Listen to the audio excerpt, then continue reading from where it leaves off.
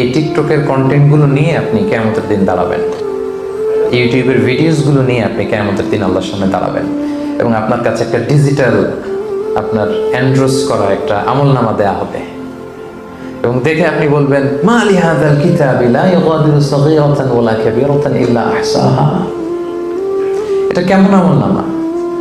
ছোট খাটো, ওই যে টিকটক করছিলাম, ওই যে ইউটিউব ভিডিও বানাইছিলাম, ওই যে একজনের একটা গালি মারছিলাম ফেসবুকে কমেন্ট বক্সে ঢুইকা, এখন তো স্বাধীন, নিরঙ্কুশ স্বাধীনতা, ঢুকে যা কি ইচ্ছা প্রাইম মিনিস্টারকে গালি দেওয়া যায়, যাকে মনে চায় দেদা আসছে গালি দিচ্ছে, যেহেতু সামনে নাই। তো আপনি যেখানে যে কমেন্টস বসিয়েছেন, যেখানে যে টেক্সট করেছিলেন, যেখানে যেটা বলেছেন, যত কন্টেন্ট আপনি ক্রিয়েট করেছেন, এগুলো সব আপনার আমল নামায় সেদিন তুলে দিবে কে? আওয়াজ করে বলেন, তুলে দিবে কে?